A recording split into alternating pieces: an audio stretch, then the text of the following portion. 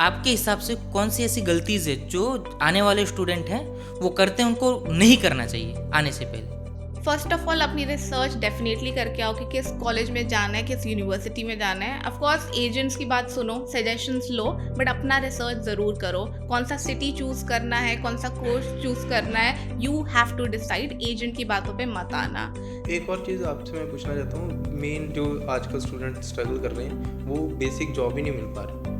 अच्छी जॉब, कोई इंडस्ट्री की जॉब मिलना एक सेकेंडरी बात है, नो डाउट उसके लिए चाहिए, बहुत स्किल सेट चाहिए, लेकिन एक एंट्री लेवल जॉब कैसे मिल सकती है? क्योंकि स्टूडेंट बहुत ज़्यादा सफ़र कर रहे हैं। कितना टाइम हो चुका है कनाडा में आए को, लेकिन अभी तक एक सिंगल जॉब नहीं करके देखी उन्होंने। तो उसके लिए आप कुछ टिप्स दे सकते हो? फर्स्ट थिंग इज कि काफ़ी सारी एम्प्लॉयमेंट एजेंसीज होती हैं हर सिटी में। फॉर एग्जांपल मैं वैंकूवर का नाम लूँ, ठीक है, तो सिटी ऑफ वैंकूवर है, बहुत बड़ी एजेंसी है।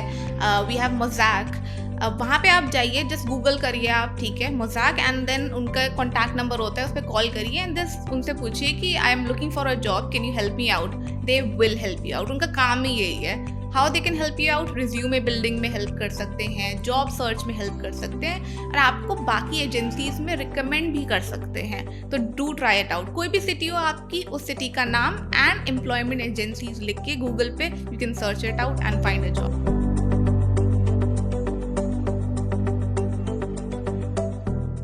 नमस्कार दोस्तों, आपका स्वागत है कनाडा की उड़ान में। आज हमारे साथ हैं वैष्णवी जी, जो कि सोशल मीडिया इन्फ्लुएंसर के तौर पे काम कर रहे हैं और साथ में स्टेशन अटेंडेंट हैं और मास्टर्स कर चुके हैं साइकोलॉजी में। वैष्णवी जी, आपका हमारे शो में बहुत बहुत स्वागत है। Thank you so much for inviting. Okay, तो वैष्णव जी, आप थोड़ा सा अपनी बैकग्राउंड के बारे में बताइए। कनाडा कैसे आना हुआ और कनाडा आने के बाद आपने क्या क्या किया? मैं एज अ स्टूडेंट आई थी इंडिया में। मैंने बैचलर्स करी साइकोलॉजी में एंड आई ऑलवेज थॉट कि बैचलर्स इज नॉट सफिशिएंट इस फील्ड के लिए। तो यहाँ आना हुआ क्योंकि ये डिग्री थी नहीं इंडिया में, एंड कनाडा में one of the best schools में मिल रही थी, दैट्स व्हाई। आपकी जॉब्स के बारे में हम डिटेल में जाए उससे पहले मैं आपसे पूछना चाहता हूँ कि आप सोशल मीडिया इन्फ्लुएंसर हैं। कंटेंट बनाने की जर्नी आपने कहाँ से शुरू करी? कैसे आपके मन में आया कि मैं सोशल मीडिया इन्फ्लुएंसर बन सकती हूँ? ये कोविड के टाइम की बात है। कोविड के टाइम पे I lost one of my favourite, और जिसमें सबसे ज़्यादा मुझे मज़ा आता था, वो जॉब चली गई मेरी। एंड आई वॉज थिंकिंग कि ठीक है, कनाडा में जाके ग्रेजुएशन करनी है, मास्टर्स करनी है, बट पैसे कैसे आएंगे अगर दोबारा कोविड आ गया तो इसलिए मैंने ये पेज स्टार्ट किया। I always wanted a passive income and that was one of my main motives. आप ये कैसे डिसाइड करते हो कि क्या कंटेंट आपको बनाना है और क्या रिस्पॉन्सेज आते हैं? कभी कुछ कॉन्फ्लिक्ट ऐसा कुछ आया आपके कंटेंट पे, आपकी वीडियोस में? कंटेंट जब आपको बनाना होता है, of course there is a seed thought अपने आप दिमाग में होता है कि इस पे बनाना है, ठीक है, बट स्क्रिप्ट के लिए ऑफ कोर्स राइट नाउ इस चीज़ के लिए आप एआई यूज़ कर सकते हो डेफिनेटली। स्क्रिप्ट्स निकालने के लिए क्या आपको बोलना है, किस तरीके से बोलना है, सिनेरियो क्या क्रिएट करना है, of course I do use chat GPT in that sense. आप जब सोशल मीडिया की तरफ आए तो आपको काफ़ी क्रिटिसाइज भी करा होगा लोगों ने, नेगेटिव कमेंट्स भी आते हैं, क्योंकि social media it's all about लोगों का ओपिनियन जो है वो सीधा बोल देते हैं आपको, और उसमें काफ़ी कुछ नेगेटिव भी होता है। आपको कभी ये नेगेटिव चीज़ों का सामना करना पड़ा?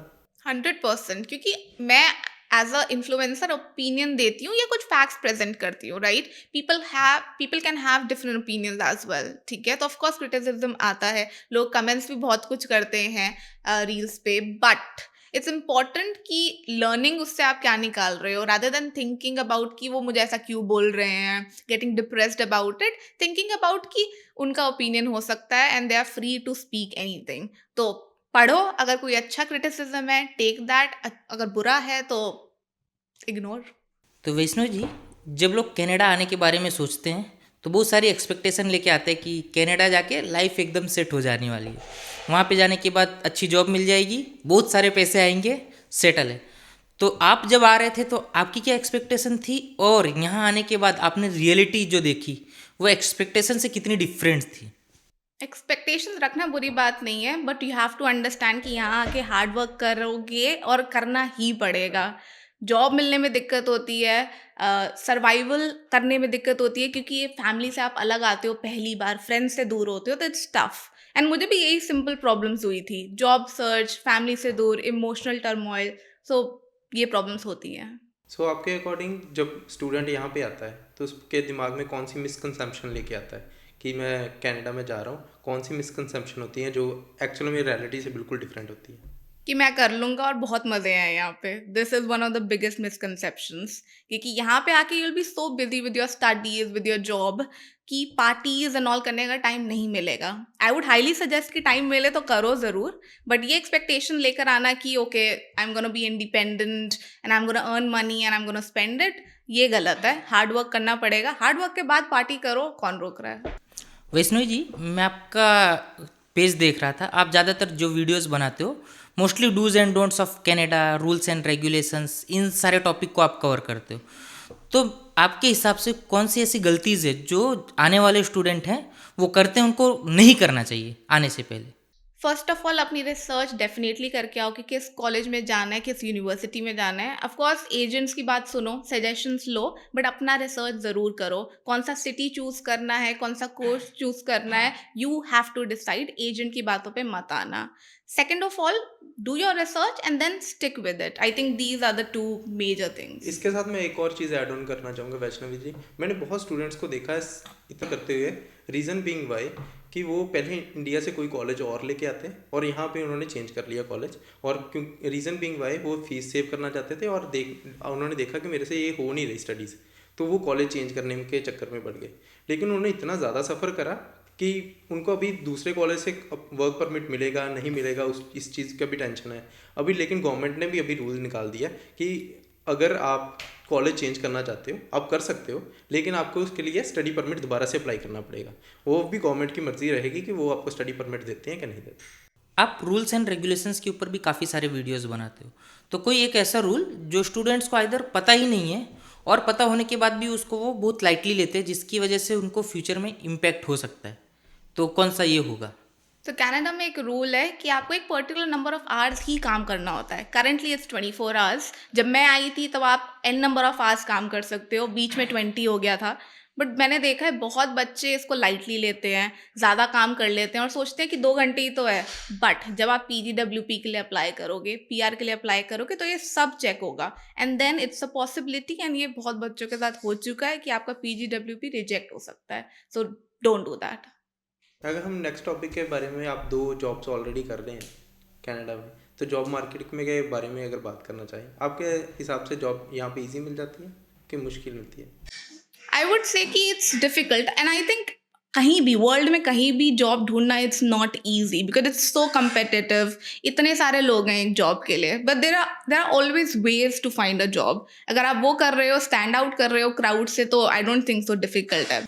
आपके हिसाब से कौन से वो वेज हैं जिससे स्टूडेंट्स को जॉब फाइंड करने में थोड़ा इजी हो सकेगा और हेल्प हो सकेगी? फर्स्ट ऑफ ऑल, जो नॉर्मल वेबसाइट्स हैं, for example LinkedIn, Indeed, Glassdoor, इनको ऑप्टिमाइज करना इज़ वेरी इंपॉर्टेंट। ऑप्टिमाइज का मतलब क्या है? प्रोफाइल प्रॉपरली क्रिएट करो, अपने स्किल्स डालो उसके अंदर, सर्टिफिकेशंस डालो, क्या पढ़ाई करी है आपने वो डालो, एंड मेक इट अट्रैक्टिव ताकि लोगों को दिखे that you are into that field. That is one. Second of all is networking. जब मैं कनाडा आने वाली थी तो मैंने 1 साल से पहले ही जो HR है उनको ईमेल डालना शुरू कर दिया था, लिंक्डइन पे रीच आउट करना शुरू कर दिया था, ताकि मुझे हेल्प मिले कि कनाडा में आते ही मैं उनको रीच आउट कर सकूं। तो you guys can do that as well. और फॉर एग्जाम्पल, अगर आप पढ़ाई कर रहे हो यहाँ पे और 2 साल बाद ग्रेजुएट होने वाले हो, तो start doing that right now. अभी से बिल्ड करना शुरू करोगे लिंक्डइन प्रोफाइल, तो तभी जाके हेल्प मिलेगी। थर्ड है कोल्ड ईमेलिंग। फॉर एग्जाम्पल, आप किसी भी जॉब के लिए अप्लाई कर रहे हो लिंक्डइन पे, ठीक है, थोड़ा सा नीचे स्क्रॉल करके देखोगे तो हायरिंग मैनेजर का नाम मोस्टली होता है। उसको आप एक्चुअली सर्च करो, रिक्वेस्ट डालो एंड देन ट्राई करो कि वो आपको referral they they. This is very important, यहाँ पे रेफरल बहुत चलते हैं। आपके हिसाब से कोई 1 या 2 गलती जो स्टूडेंट्स आने के बाद कर रहे हैं जिसकी वजह से उनको जॉब नहीं मिल रही है, तो जॉब ढूंढने में स्ट्रगल कर रहे हैं? So the first thing is कि लोग अप्लाई करते हैं एक जॉब पे एंड देन सोचते हैं दूसरे जॉब पे अप्लाई कर देते हैं। एक जॉब पे कम से कम 1000 पीपल अप्लाई, तो क्राउड बहुत ज़्यादा है, कंपटीशन बहुत ज़्यादा है। What you have to do is cold emailing करो, HR के पास जाओ, हायरिंग मैनेजर को रीच आउट करो, विच इज़ वेरी इंपॉर्टेंट, जो लोग नहीं करते। सो रुपेश भाई, मैं एक और इसमें चीज़ ऐड ऑन करना चाहूँगा कि स्टूडेंट्स कहाँ पे गलती करते हैं। सबसे पहले वो एक इंडस्ट्री सेलेक्ट नहीं करते। उनको क्या करना चाहिए कि इंडस्ट्री सेलेक्ट करो कि मेरे को ये काम करना है और इसी इंडस्ट्री में काम करना है, उसी में अप्लाई करना है, उसके लिए मैंने स्किल्स सीखने हैं। अगर आप उस स्किल सेट पे काम करोगे, मेरे को लगता है डेफिनेटली जॉब मिलेगी। सबसे पहले आप अगर स्टडी कर रहे हो, सबसे पहले उस इंडस्ट्री में सोचो कि मैंने एंटर कैसे होना है। अगर सपोज कर लो कि मैंने किसी कस्टमर सर्विस की जॉब में जाना है, उसके बाद ये जरूर मेरे को रील्स में पहले भी क्वेरीज आई कि हम कैसे कर सकते हैं कि हमें टीयर 1 टीयर 2 की पोजीशन के लिए जॉब चाहिए, ठीक है, उसके लिए हम कैसे जॉब ले सकते हैं। उसके लिए सबसे पहले आपको एक्सपीरियंस चाहिए रहेगा कि अगर सपोज कर लो अपने सुपरवाइजर या मैनेजर बनना है तो दे वांट एक्सपीरियंस। आपको प्रीवियस एक्सपीरियंस चाहिए। आपने नीचे कोई भी कंपनी में ऊपर तक जाना है तो नीचे से स्टार्ट करना पड़ेगा, लेकिन एक ही इंडस्ट्री में ग्रो कर सकते हो आप। So select the industry and you are going to definitely find a good job. Okay, आपको जॉब फाइंड करने में कौन सी स्ट्रेटेजीज हेल्प की हैं और कितने टाइम में आपको जॉब मिली? First of all networking does help. यहाँ पे लोगों से मिलना, उनसे बात करना और पूछना कि वो रेफरल दे सकते हैं कि नहीं, इट हेल्प्स अ लॉट। मैंने ये कॉलेज के टाइम से ही स्टार्ट कर दिया था।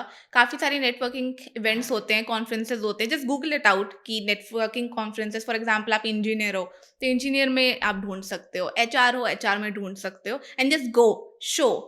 डरो मत कि लोग क्या सोचेंगे क्या बोलेंगे, just go show up and have a conversation. It helps and it help me a lot. अभी आपने रेफरल बोला, तो रेफरल मेरे को ऐसा लगता है काफ़ी लोग मिसकंसेप्शन है रेफरल के बारे में। एक रेफरल होता है, मैं एक कंपनी में काम कर रहा हूँ, वहाँ पे कोई पोजीशन आई और मैं किसी बंदे को रेफ़र कर रहा हूँ और उसको हायर हूँगा। और दूसरे ऐसे मैसेज आते हैं कि कोई बंदा कहीं और अप्लाई कर रहा है, उसको रेफरेंस चाहिए, वो थर्ड पर्सन जो अच्छी पोजीशन पे काम कर रहा है उसका नाम अपने रिज्यूम में एज अ रेफरेंस लिख रहा है। तो ये रेफरेंस किसी काम का है कि नहीं? मेरे को बहुत मैसेज आते हैं, बट मेरे को लगता है कि इसकी कुछ वैल्यू है कि नहीं, I don't know. Definitely value है, क्योंकि क्या होता है कैनेडियन कंपनीज में, काफ़ी सारी कंपनीज में अगर कोई रेफरल देता है तो उसको एक अमाउंट मिलता है। फॉर एग्जांपल मैंने आपका रेफरल दिया अपने कंपनी में, if you get selected then मुझे कुछ पैसे मिलेंगे एंड किसी को पैसे नहीं कमाने, राइट? तो डेफिनेटली रीच आउट। कोई भी किसी पोजिशन में है, यू नेवर नो कौन किसी को रेफर कर दे अपनी कंपनी में। राइट, बट मेरा क्वेश्चन थोड़ा अलग है। ये तो मैं जिस कंपनी में काम कर रहा हूँ वहाँ पे ओपनिंग ओपन है पोजीशन, तो की बात हुई। कोई बंदा किसी और कंपनी में अप्लाई कर रहा है और उसको रेफरेंस चाहिए, वो वहाँ पे मेरा रेफरेंस लिख रहा है। उस कंपनी में मैं किसी को जानता नहीं हूँ, उस कंपनी का कोई मेरे को भी नहीं जानता है, खाली मेरा नाम रेफरेंस में लिखने से कुछ हेल्प होगा क्या? इट डज हेल्प, बट उनका रेफरल का एक तरीका अलग होता है। जब आप जॉब एप्लीकेशन भरते हो वहाँ पे रेफरल जो देते हैं वो कंपनी में जो इंसान है उसका देते हैं, दैट्स असाइड, ठीक है।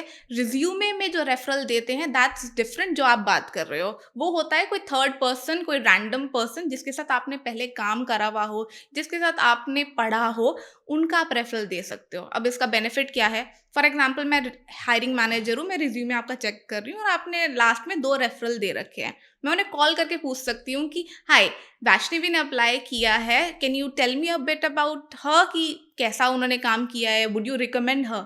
तो वो बोल सकते हैं येस वी डू रेफर हर। तो इस तरीके का रेफरल भी होता है। एक और चीज़ आपसे मैं पूछना चाहता हूँ, मेन जो आजकल स्टूडेंट स्ट्रगल कर रहे हैं वो बेसिक जॉब ही नहीं मिल पा रही। अच्छी जॉब, कोई इंडस्ट्री की जॉब मिलना एक सेकेंडरी बात है, नो डाउट उसके लिए चाहिए, बहुत स्किल सेट चाहिए, लेकिन एक एंट्री लेवल जॉब कैसे मिल सकती है? क्योंकि स्टूडेंट बहुत ज़्यादा सफ़र कर रहे हैं। कितना टाइम हो चुका है कनाडा में आए को, लेकिन अभी तक एक सिंगल जॉब नहीं करके देखी उन्होंने। तो उसके लिए आप कुछ टिप्स दे सकते हो? फर्स्ट थिंग इज़ कि काफ़ी सारी एम्प्लॉयमेंट एजेंसीज होती हैं हर सिटी में। फॉर एग्जांपल मैं वैंकूवर का नाम लूँ, ठीक है, तो सिटी ऑफ वैंकूवर है, बहुत बड़ी एजेंसी है। We have Mosaic. वहाँ पे आप जाइए, जस्ट गूगल करिए आप, ठीक है, मोज़ैक, एंड देन उनका कॉन्टैक्ट नंबर होता है, उस पर कॉल करिए एंड जस्ट उनसे पूछिए कि I am looking for a job, can you help me out? They will help you out. उनका काम ही यही है। How they can help you out? Resume building में हेल्प कर सकते हैं, जॉब सर्च में हेल्प कर सकते हैं, और आपको बाकी एजेंसीज में रिकमेंड भी कर सकते हैं। तो डू ट्राई इट आउट। कोई भी सिटी हो आपकी, उस सिटी का नाम एंड एम्प्लॉयमेंट एजेंसीज लिख के गूगल पे you can search it out and find a job. एक मैं आपसे बड़ी इंटरेस्टिंग चीज़ पूछना चाहता हूँ। जो स्टूडेंट्स यहाँ पे आए हैं, मेजरली स्टूडेंट्स मेंटल हेल्थ से बहुत सफ़र कर रहे हैं। स्ट्रेस है, होम सिकनेस है, बहुत कुछ उनके दिमाग में चल रहा है। आप साइकोलॉजी के स्टूडेंट हो, क्या एडवाइस करना चाहते हो, कैसे अपनी मेंटल हेल्थ को अच्छा रख सकते हैं? First and foremost talk to your parents and friends on regular basis. यहाँ पे आके लोग नहीं करते क्योंकि of course you get busy, job कर रहे हो, पढ़ाई कर रहे हो, अंडरस्टैंडेबल, बट बात करो, बात करने से ही it will help. That's the first thing. Second is काफ़ी सारी कम्युनिटीज़ हैं जहाँ पे स्टूडेंट्स वर्किंग प्रोफेशनल मिलके कहीं घूमने जाते हैं. आई हैव जॉइंड वन, ठीक है, and it helps a lot. New लोगों से मिलने का मौका मिलता है, हाइक्स पे जाने का मौका मिलता है, कनाडा एक्सप्लोर करने का मौका मिलता है. तो ये डेफिनेटली करो, घर पे मत बैठे रहो, बाहर निकलो, कनाडा बहुत सुंदर है. मेरे को ऐसा लगता है कि हमारी सोसाइटी में ये जो मेजरली बच्चे हैं वो अंडर कॉन्फिडेंट रहते हैं कि इतना ऐसे कैसे चले जाएंगे, नए लोगों के साथ कैसे ही मिल लेंगे, ऐसे लोगों के साथ बात कैसे होगी, क्या होगा, एक इतना कुछ उनके दिमाग में चलता रहता है. तो आप इतने कॉन्फिडेंट कैसे हो, मैं ये पूछना चाहता हूँ कि अंडरस्टैंडेबल ईजी नहीं है. मैं खुद इंट्रोवर्ट हूँ. पहले 1 साल मैंने कोई दोस्त नहीं बनाए थे. I was a very shy kid, ठीक है. बट जब सेकेंड ईयर मुझे लगा कि इम्पॉर्टेंट है लोगों से मिलना, बहुत कुछ सीखने को मिलता है एंड बहुत कुछ पता चलता है कनाडा के बारे में, तो तब मैंने स्टार्ट किया. एक फर्स्ट स्टेप होता है कि first step low, everything will fall apart, ठीक है. तो पहला वो स्टेप लो. मेरे लिए भी आसान नहीं था, आपके लिए भी आसान नहीं होगा, बट जाओ. आपने बोला कि फर्स्ट 1 साल में आपने कोई दोस्त नहीं बनाते, तो लगभग सबकी ऐसी कहानी होती है जब वो घर छोड़ के आते हैं दूसरे देश में, ना तो कोई दोस्त होता है ना तो कोई मतलब कि अपना होता है. उस टाइम पे होम सिकनेस आ रही है, लोनलीनेस आ रही है, क्योंकि इंडिया में हम लोग जैसे हमारी कंट्री में हम लोगों के आसपास घिरे हुए होते हैं, यहाँ पे एकदम अकेला. होम सिकनेस है, लोनलीनेस है, उसके बाद अपना कल्चर भी है, बहुत सारे फेस्टिवल सेलिब्रेट करें, कुछ नहीं है, एकदम ब्लैंक लाइफ हो जाती है. तो उस चीज़ से कैसे बाहर निकला जाए कनाडा में? आई अंडरस्टैंड कि लोग अकेले हो जाते हैं, यहाँ पे लोग नहीं हैं. First of all what I did is hobby कोई एक पकड़ लो, ठीक है, something that you really wanted to do. मुझे बैडमिंटन खेलना बहुत पसंद है, तो वीकली सैटरडे संडे जब मुझे टाइम मिलता है मैं वहाँ चली जाती हूँ. You can do that as well. रही बात फेस्टिवल्स की, Canada is a diverse nation. यहाँ पे सारे फेस्टिवल्स मनाए जाते हैं. सबसे पास वाला कोई भी टेम्पल या whatever you are following, search करो and go there. They do celebrate all the festivals. Vaishnav ji, एक चीज़ यहाँ पे देखने को काफ़ी मिलती है कि जो स्टूडेंट्स हैं वो ये चीज़ फोकस करते हैं कि मैं काम पे ज़्यादा फोकस कर लेता हूँ और जो असाइनमेंट्स हैं वो आउटसोर्स कर लेता हूँ. इसके बारे में आप क्या कहना चाहोगे? ऐसा बिल्कुल नहीं करना चाहिए. यूनिवर्सिटीज़ के पास एक सॉफ्टवेयर है, टर्निटिन. 1 सेकंड में आपका पता चल जाएगा कि आपने एआई यूज़ किया है या नहीं, और जैसे ही पता चलेगा वो आपको एक लेटर पकड़ा देंगे and you are out of the university. Don't do that. लेकिन वो इसीलिए आउटसोर्स कर रहे हैं ना कि वो चैट जीपीटी से खुद से नहीं बना रहे, वो सोच रहे हैं कि बाहर से बनवा लेता हूँ, बच जाऊँगा. उससे भी नहीं बचोगे कि आपको क्या पता बाहर एआई यूज़ कर रहे हैं नहीं करे. कोई कंपलसरी है कि वो नहीं करेंगे? डेफिनेटली करते हैं, और आपका ही नुकसान है अगर उन्होंने किया तो आप पकड़े जाओगे and then you'll be out of the university. और मैं भी एक ऐड करना चाहता हूँ. आजकल रिसेंटली मैंने 1-2 यूनिवर्सिटीज़ के मेल देखे कि जिसमें उनको पता है कि स्टूडेंट्स काफ़ी सारा काम आउटसोर्स करवा रहे हैं, तो उन लोगों ने कुछ तो ट्रैकिंग सिस्टम लगाया कि उन्होंने ऐसा किया कि जो भी स्टूडेंट पकड़ा जाएगा तो उसके अगेंस्ट में वो लोग एक्शन लेंगे. और वो प्रोफेसर्स को रिकॉग्नाइज करने में भी डिफ़िकल्ट नहीं है, क्योंकि स्टूडेंट अगर क्लास में कुछ नहीं बोल रहा है, कुछ पार्टिसिपेट नहीं कर रहा और हाई क्लास असाइनमेंट सबमिट कर रहा है, तो ऑब्वियस है और प्रोफेसर उसी असाइनमेंट के 5 क्वेश्चन पूछ सकता है जो आपको नहीं आएगा, जो क्लियर कर देगा.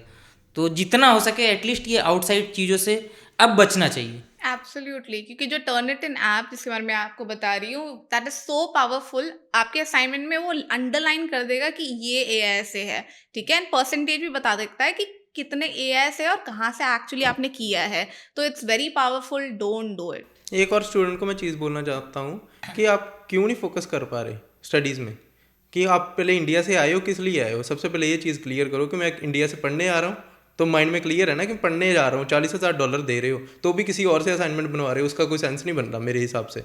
आप अपनी 40,000 की डिग्री या फिर आपने जो डिप्लोमा लिया है तो ही वर्थ इट है अगर आपने कुछ सीखा है. At the end of the day आप बोलोगे कि हाँ मेरे पास डिग्री है ये, लेकिन चैट जीपीटी ने लेके दी है, that will not give you land a good job. I guess आपको कोई अच्छी जॉब नहीं मिलेगी. खुद से मेहनत करो. क्यों, जब सोच लिया इंडिया से निकलने टाइम, आपने जब सोच लिया कि कुछ नया सीखने जा रहा हूँ, तो सीखो. 100% अपने एफर्ट्स डालो, हर चीज़ को समझो. अगर नहीं समझ लग रही प्रोफेसर को पूछो, आपने पैसे पे करे हैं, फ्री में नहीं पढ़ रहे, तो इसलिए फोकस करो. मेरे अकॉर्डिंग ये असाइनमेंट वाला आपने बिल्कुल सही बोली. एआई की चीज़ें भी हैं और साथ में यूनिवर्सिटी भी स्ट्रिक्ट हो रही हैं, लेकिन आप खुद से ये सोचो ना कि मेरे को अपने पेरेंट्स का नाम रोशन करना है, अच्छी फील्ड में जॉब चाहिए. At the end of the day वो पूछेंगे आपसे कि आपको क्या नॉलेज है. तब आप ये नहीं बोल सकते कि मेरे को हाँ एक केस स्टडी थी लेकिन वो मैंने आउटसोर्स कर दी थी. ये आंसर नहीं हो सकता. लेकिन अभी आप अगर कुछ अच्छे की तैयारी करना चाहते हो, कि अगर सोचते हो कि मेरे को अच्छी जॉब कल को चाहिए, Tier 1 Tier 2 की जॉब चाहिए, कोई अच्छा करना चाहता हूँ, तो आप अभी से स्टार्ट करो ना.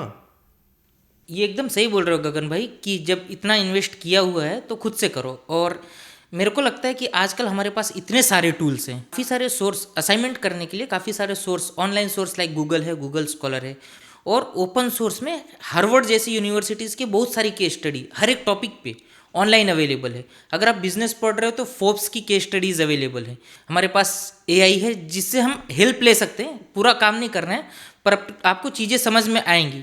तो उन सारी टूल्स का यूज़ कीजिए और खुद से असाइनमेंट बनाइए। अगर आप किसी टॉपिक पे 1 घंटा 2 घंटा सोचेंगे तो आपकी थिंकिंग, आपकी राइटिंग, काफ़ी सारी स्किल्स हैं जो आप एक्वायर करेंगे। वो स्किल्स ही हैं जो एट द एंड आपको शायद जॉब लेने में हेल्पफुल होंगी। तो इट्स बेटर कि आप अरे 100 मार्क्स नहीं आएगा तो चलेगा, पास होने भर का भी खुद से बनाएंगे, वो ज़्यादा वैल्यूएबल है रादर देन 90 मार्क्स बाहर से बनवा के लेने से। तो खुद से करो, खुद से सीखो। एक में 60 आएंगे, दूसरे में 72, धीरे धीरे आप सेमेस्टर खत्म होते होते आप काफ़ी अच्छा प्रोग्रेस कर जाओगे। राइट, आई अंडरस्टैंड कि स्टूडेंट जब रिसर्च करने बैठता है ना तो उन्हें 1000 पेपर देखने पड़ते हैं एक लाइन लिखने के लिए, ठीक है। तो वो काम आसान कैसे हो जाए, एक मैंने टूल यूज़ किया था अपने मास्टर्स के टाइम पे, which is seat map. Seat map में आपको क्या करना होता है, अपना बेस्ट पेपर उसके अंदर डालो, ठीक है, और वो रेफरेंस कर देगा कि कहाँ कहाँ वो पेपर्स यूज़ करे हैं, और एक ट्री टाइप बना देगा with a link which you can actually follow. तो आपका काम जो 2 घंटे में होने वाला था 10 मिनट में हो जाएगा, and then you can figure it out, reference कहाँ से लेना है, क्या रिसर्च आपको पढ़नी है। ग्रेट। मोर ओवर इन चीज़ों से मेरे को लगता है कि स्टूडेंट को काफ़ी कुछ सीखने को मिलेगा, राइट। क्योंकि at the end of the day हम सीखने हैं यहाँ पे। अगर ये चीज़ें करेंगे, आपने जैसे बोला असाइनमेंट खुद से कर रहे हो, आप इतने सोर्सेज से, हार्वर्ड्स वाले जो ओपन सोर्सेज से नॉलेज ले रहे हो, आपने जैसे बोला सीट मैप से रेफरेंसेस निकाल के उस पर रिसर्च कर रहे हो, तो definitely you are going to land a good job, right. Agreed, या और दिखता है जब आपने एजुकेशन करी होती है अपने ग्रेजुएशन के टाइम पे, अगर आप एआई से काम करोगे तो आपकी पर्सनालिटी में वो दिखेगा वो। सो आपके अकॉर्डिंग और कौन से सोर्स हो सकते हैं जिससे लोग पैसिव इनकम क्रिएट कर सकते हैं? आई वुड सजेस्ट अगर आपके पास कोई स्किल है तो मोनेटाइज दैट। काफ़ी सारी वेबसाइट्स है, फॉर एग्जांपल फाइवर हो गया, फ्रीलांस हो गया, अपवर्क हो गया। फॉर एग्जांपल आप लिखते अच्छा हो तो you can be a content writer. Art बहुत अच्छी है आपकी, you can be an artist. Singer अच्छे हो, you can be a background singer. बहुत सारी जॉब्स हैं मार्केट में, ट्राई दीज वेबसाइट्स आउट। काफ़ी सारी हाई पेइंग जॉब्स भी है यहाँ पे, पार्ट टाइम जॉब्स भी हैं, तो ट्राई इट आउट। ओके, तो बहुत हो गई सीरियस बातें, अभी थोड़ा मूव करते हैं फन पार्ट की तरफ।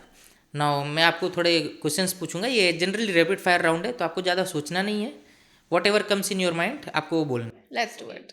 सो first question, one thing you wish you knew before moving to Canada. That it's not easy to make friends at this age and in Canada. Why? Because I think एक particular age पे आने के time पे you stop making new friends, right. And country shift होती है, ideologies बहुत अलग होती हैं, यहाँ पे लोग बहुत बिजी होते हैं, तो it gets very tough as well, right. India में जो दोस्त होते हैं they are your buddies, right. यहाँ पे it gets very tough. So काश मुझे पता होता कि आसान नहीं है, क्योंकि मुझे लगा था कि बन जाएंगे। Agree, totally agree.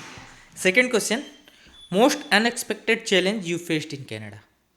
I think job search is one of the things. जब मैं आई थी कनाडा में, मुझे पार्ट टाइम जॉब बहुत आसानी से मिल गई थी। I started as a station attendant, within the first 3 months मिल गई थी। तो आई थॉट कि I think it's gonna be easy, right. But जैसे ही मेरी मास्टर्स कंप्लीट हुई, right, I am still searching a job in my own field, and that is difficult. So yeah, that's the one. ये problem तो सबको आ रहा है कि फील्ड की जॉब नहीं मिल रही है, कुछ भी पढ़ लो, कितने भी गोल्ड मेडलिस्ट हैं तो भी नहीं मिल रही। Third question, your go to comfort food when you miss home. Spring roll, I love spring roll. यहाँ पे इंडिया वाला टेस्ट नहीं है। इंडिया वाला टेस्ट तो किसी फूड में नहीं है। Fourth question, best part about being in Canada. That would be money. जो अर्निंग कैपेसिटी है which is way more than any other country in Canada. Opportunity मिलेगी तो you would earn money more than what you can do in your home country. That's why we all are here, right? Yeah okay, fifth question, one rule और regulation that surprise newcomer the most. कि आपको road cross करने से पहले button press करना पड़ता है, wait करना पड़ता है, जब लाइट हो तभी आप निकल सकते हो। Okay, last question, best advice you would give to someone coming to Canada next week? That do your packing properly. Main चीज़ें, यूटेंसिल्स, मेडिसिन लेकर आना, क्योंकि आते ही सब कुछ नहीं मिल जाता ना। It's gets very tough as well, so do your packing properly. Vaishnav ji, आपके अकॉर्डिंग इमिग्रेंट को मेजरली कौन सी हेल्थ प्रॉब्लम फेस करनी पड़ती है कनाडा में? सबसे ज़्यादा मैंने सुना है हेयर फॉल, क्योंकि पानी चेंज होता है, एनवायरनमेंट चेंज होता है, तो हेयर फॉल होना इज़ वेरी कॉमन। अगर आप चाहते हो कि ना हो तो डू टेक योर विटामिन्स, क्योंकि यहाँ पे धूप कम होती है, विटामिन सी कम मिलता है आपको, तो take those vitamin, that might help you out. And second is, जो मुझे बहुत प्रॉब्लम हुई है, वेट गेन या वेट लॉस बहुत ज़्यादा होता है इमिग्रेंट को, क्योंकि अगेन इन्वायरमेंट चेंज होता है, खाना आप ढंग से नहीं खाते, या sometimes you over eat as well, जिसको इमोशनल ईटिंग भी कहते हैं, तो that is another problem. So we are at the last stage of this podcast. To conclude, कोई एक एडवाइस जो लोगों की कनाडा जर्नी को सक्सेस होने में हेल्प कर सके? You have to understand that it's a hustle, be prepared. अगर कनाडा आ रहे हो तो उस माइंडसेट के साथ आना कि मेहनत करनी पड़ेगी, नेटवर्क करना पड़ेगा, लोगों से मिलना पड़ेगा। So that is my only advice, do the hard work and sooner और लेटर मिलेगा। ठंड रखो। Thank you, Vaishnav ji, for accepting our invitation and coming to this podcast. Really appreciate it. Thank you very much. Thank you so much, I had fun. अगर आप लोगों को हमारे इस पॉडकास्ट से कुछ वैल्यू मिली है तो प्लीज़ चैनल को लाइक करो, सब्सक्राइब करो और फॉलो करो। और मैं वैष्णवी जी के पेज का भी लिंक आपको दे दूंगा, तो उस पेज पे भी जाइए। बहुत सारे कनाडा रिलेटेड अपडेट्स आपको वहाँ पे भी मिलेंगे जो आपको रियली में काफ़ी कुछ हेल्प कर सकते हैं। Thank you very much.